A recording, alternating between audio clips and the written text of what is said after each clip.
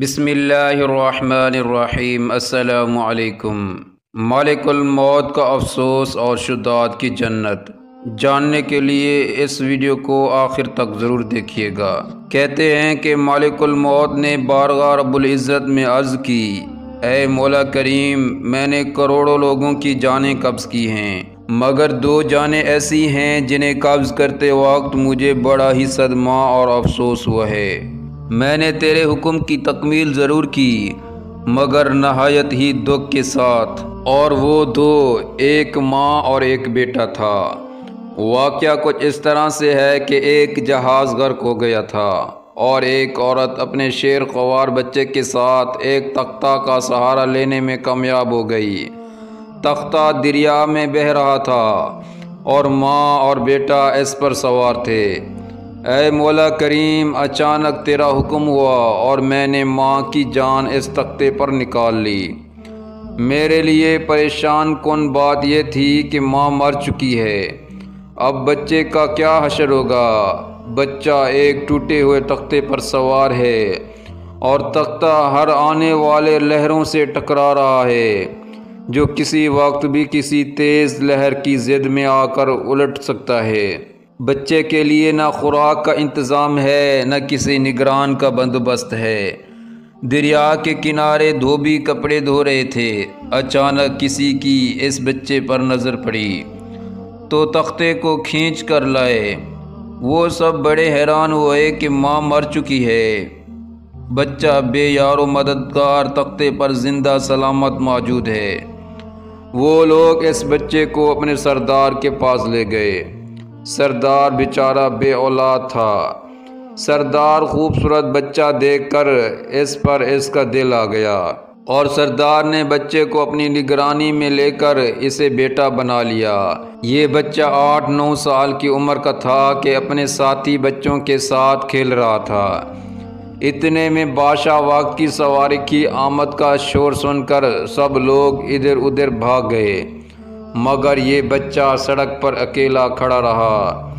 بادشاہ کی سواری گزر گئی، اس کے پیچھے اس کا عملہ پیدل آ رہا تھا۔ ان میں سے ایک سپاہی کو راستے میں سے سرمے کی ایک پڑیا ملی۔ اتفاقاً سے اس بچے کی نظر بہت کمزور تھی اور سرمے کی اسے بہت ضرورت تھی، لہٰذا اس نے وہ سرما بحفاظت اپنے پاس رکھ لیا۔ آنکھوں میں لگانے سے پہلے اسے خیال آیا کہ یہ سرما تکلیف نہ پہنچائے، لگانے سے پہلے کسی دوسرے شخص پر آزمانا چاہیے۔ قریب ہی وہ بچہ کھڑا تھا، اس نے اس بچے پر آزمانا چاہا۔ بچے نے سرما اپنی آنکھوں میں لگا لیا، مگر جوں ہی سرما اس نے لگایا، اسے زمین کی تہہ میں موجود چیزیں بھی نظر آنے لگی۔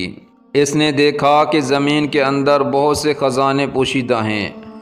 بچہ ہوشیار تھا، اس نے چیخنا چلانا شروع کر دیا کہ سرما لگانے کی وجہ سے میری آنکھوں میں سخت تکلیف ہو گئی ہے۔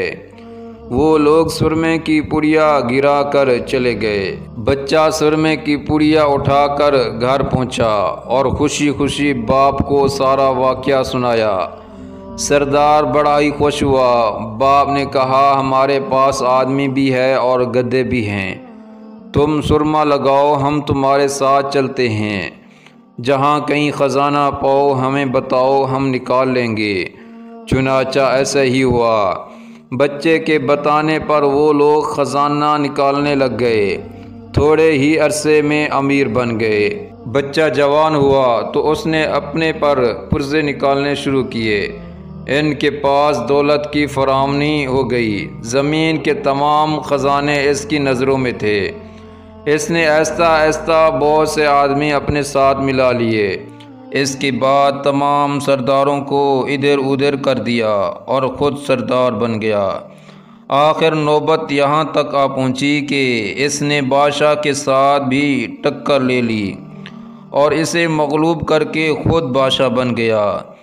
اس بچے کا نام شداد تھا اور یہ وہی بچہ تھا جس کی ماں تختے پر ہی مر گئی تھی اور یہ اکیلا دریا کے لہروں کے ساتھ بہہ رہا تھا۔ کہتے ہیں کہ جب یہ پرسر اقتدار پر آیا تو اس نے حکم دیا کہ ایک ایسا کمال درجے کا شہر آباد کیا جائے جس کی ایک اینٹ سونے کی ہو اور دوسری چاندی کی ہو۔ اس میں ایک عالیشان باغ ہو جس میں دنیا کی ہر چیز میسر ہو۔ جب وہ شہر ہر لحاظ سے مکمل ہو گیا تو شداد نے ارادہ کیا کہ جا کر اس شہر کا نظارہ کیا جائے۔ چنانچہ وہ شہر کو دیکھنے نکلا۔ ابھی وہ دروازے تک ہی پہنچا تھا کہ ملک الموت کو حکم ہوا اور اس نے وہی اس کی روح قبض کر لی۔ اسے اتنا موقع بھی نہ دیا کہ اپنے بے مثال باغ کو ایک نظر دیکھ سکتا۔ مالک الموت نے کہا کہ اے مولا کریم، اس شخص کی روح قبض کرتے وقت بھی مجھے نہایت ہی صدمہ پہنچا کہ وہ شخص ہر چیز کر کے اسے دیکھ بھی نہ سکا۔ اللہ رب العزت نے فرمایا، یہ وہی بچہ ہے جس کی ماں تختے پر مر گئی تھی اور اس پر تجھے ترس آیا تھا۔ اس بچے نے بڑے ہو کر نافرمانی کی، خدا کے حکم سے بغاوت کی اور سرکشی اختیار کر لی، مگر ہم نے اسے خود ساختہ جنت میں قدم رکھنے کی مہلت بھی نہ دی اور اسے بہر ہی ہلاک کر دیا۔ اسی جنت کے بارے میں مشہور ہے کہ وہ دنیا میں موجود ہے مگر سب کی نظروں سے اوجھل ہے۔ امیر المعاویہ رضی اللہ تعالیٰ عنہ کے زمانے میں ایک صحابی رضی اللہ تعالیٰ عنہ کا اونٹ گم ہو گیا، تو وہ اونٹ کی تلاش میں کہیں اس علاقے میں جا پہنچے تو اللہ تعالیٰ نے اسے وہ سب کچھ دکھلا دیا۔ وہ صحابی وہاں کی کوئی نشانی بھی ساتھ لایا تھا۔ اس صحابی نے یہ واقعہ امیر معاویہ رضی اللہ تعالیٰ عنہ کے پاس بیان کیا۔ انہوں نے اس جگہ کو کافی تلاش کرایا مگر کسی کو بھی وہ جنت نہ ملی اور اسے اللہ تعالیٰ نے ہمیشہ ہمیشہ کے لیے پوشیدہ کر دیا۔ مزید ایسی ویڈیو حاصل کرنے کے لیے ہمارے چینل کو سبسکرائب کریں۔ جزاکم اللہ خیرا۔